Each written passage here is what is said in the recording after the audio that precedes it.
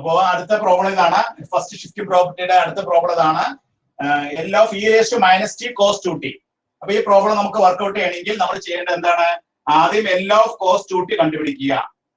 L of cos 2t answer എത്രയാണ്? s by s square plus 4. അതിൽ നിന്ന് Laplace transform of e raised to minus t cos 2t is equal to, we can apply the first shifting property. ഇവിടെ s ന് പകരം എന്ത് കൊടുത്താൽ മതി? s is equal to s plus 1 അല്ലേ?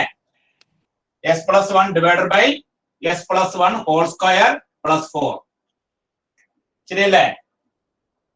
Yes sir. s plus 1 by s plus 1 whole square plus 4. അപ്പോൾ ഇവിടെ standard result മാത്രം നമ്മൾ അറിഞ്ഞിരുന്നാൽ മതി.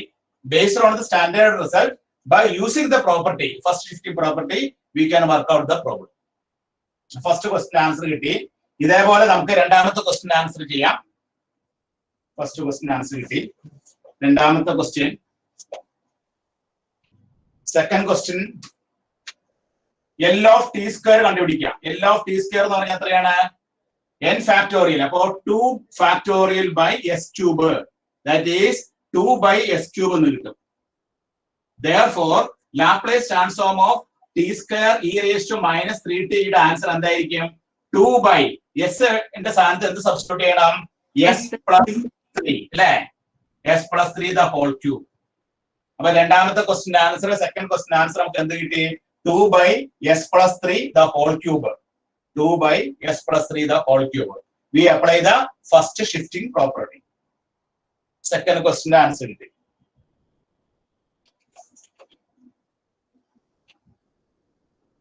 തേർഡ് ക്വസ്റ്റ്യനില് ആദ്യം Laplace transform of T cube എഴുതാം. Laplace transform of T cube എന്ന് പറഞ്ഞാൽ എത്രയാണ്? n factorial by s raised to n plus 1. അപ്പൊ 3 factorial by s raised to 4. 3 factorial എന്ന് പറഞ്ഞാൽ എത്രയാ? 6 by s factorial, s raised to 4. 6 by s raised to 4. 3 factorial is equal to 6. But 6 by s raised to 4.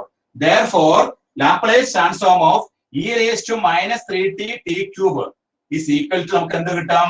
6 divided by s is replaced by s plus 3. s plus 3. s is replaced by s plus 3 all raised to 4. അപ്പൊ നമുക്ക് answer കിട്ടി. ഇങ്ങനെയാണ് നമ്മൾ first shifting property ഉപയോഗിച്ച് problems workout ചെയ്യുന്നത് കേട്ടോ.